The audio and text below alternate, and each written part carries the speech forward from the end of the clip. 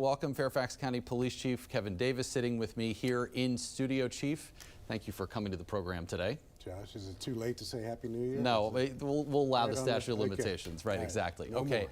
Well, Chief, a lot of people, of course, are interested in crime in Fairfax County. This is what you do. You're the chief of the police department. You guys have crunched the numbers, and it does appear things are going well. The homicide rate, I saw in some of your notes there, it's gone down 15%, and it's at its lowest rate in 10 years. You want to talk about that and any of the other crime stats you're seeing? I'm always careful, Josh, when I talk about data and numbers. There's a victim and a human being behind every number. Yeah. But it's important to measure where we are. It's important for the community, certainly. We've had our lowest number of murders in Fairfax County in the last 10 years. So it's a 15% reduction this year on top of an 18% reduction last year. So that's good news for the whole community. And I realize a reduction in violent crime is a regional and national trend, but we're also down in other measurables that have to do with life. Yeah. Our motor vehicle deaths are down dramatically. Our pedestrian deaths are down dramatically. We have a full-time opioid overdose squad, and opioid deaths are down dramatically as well. So those things matter. All the other important big picture, big bolder crime categories like robberies, burglaries, carjackings, stolen cars, all those numbers are down in double digits. So we're really proud of the year we had, but like any other police department in America, we can't rest on our laurels, and now we're into 26, we want to do better. What do you attribute those numbers being? So the picture, I know, as you said, every crime is too much, but what do you attribute the good numbers to be from? One thing, Josh, we're really proud of is our attrition rate has dropped to 3%. Okay. That's the lowest vacancy rate we've had in a number of years. So we're almost fully staffed as a police department. So when any police department is fully staffed, it gives us the ability to do special things. And we're doing all those special things with our non-patrol, non-detective ranks, like our real-time crime center. We think that's contributing to a drop in crime.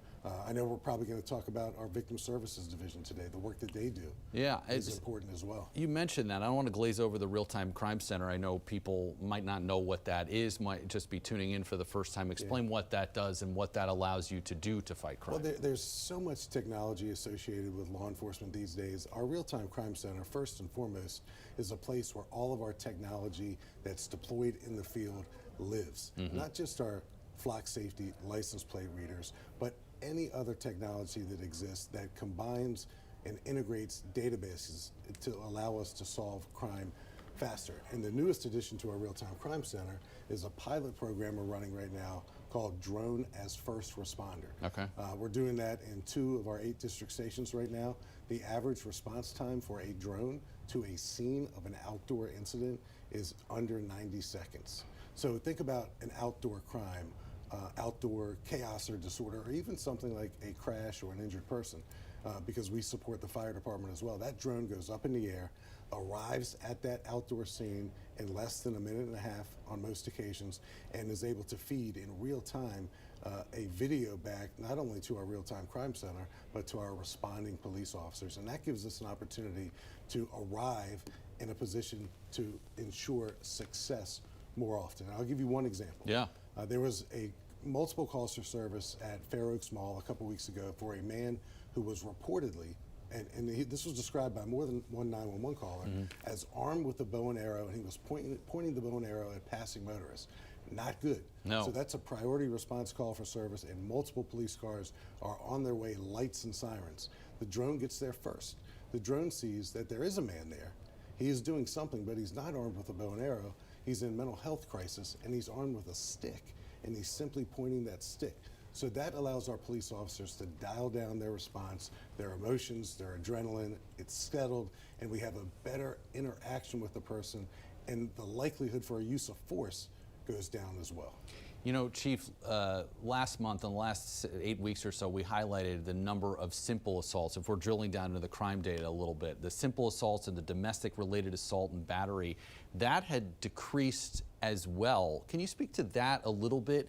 Because this is a trend in domestic violence. If you look at Prince George's County, Montgomery County, places throughout Virginia, that is not a number. We heard from the U.S. Attorney for D.C., Janine Pirro, saying that strangulation was up 60% year over year. So what is it that you guys are doing right that maybe others can learn from? Yeah. Well, Josh, I'll chop it up a little bit. Yeah. The crime of strangulation, which is now a felony crime in Virginia, is very important. Yeah. Important. In our legislature, I know Maryland's legislature as well, legislatures across the country are recognizing that strangulation is a special felony crime that deserves extra prosecutorial attention. So that's why it's a felony. So we're charging the crime of strangulation more often, and the data and the research tells us that a man who strangles a woman is 7 times more likely to commit a homicide in his lifetime. Wow. So we have to give it special attention. So it's good news that domestic violence is down, not only in Fairfax but elsewhere. But the cautious side of me is always paying attention to the fact that domestic violence incidents begin when a victim or a witness reports it to the police department. So we have to set the stage, and the environment has to be conducive for victims to come forward when they're assaulted or otherwise abused. So I'm always thinking about that, and that's why our domestic violence unit, our victim services division is so important, because the more folks trust the police, public safety generally, to call us when they need us, it allows for us to mitigate circumstances like domestic violence. Okay, Chief, anything else you'd like to discuss this afternoon? I know there have been some couple of incidents in Alexandria with pedestrians being struck this week, some hit and runs. Anything you'd like to say on that? Our pedestrian deaths in 2025 were down 20%. Yeah. Our motor vehicle deaths in 2025 were down 57%. But so far we started off 2026 with 2 pedestrian deaths. There's 3 prongs, in my opinion, to keeping a lid on pedestrian deaths. Number 1 is enforcement. We do that better than anyone. Yeah. Number 2 is environmental roadway design. And number 3 is education. I think where we are now, particularly with the behaviors associated with the 2 pedestrian deaths we've had in the last few days, we've got some more education to do with our community. Okay. Chief Kevin Davis with the Fairfax Police Department. Always important to have these conversations.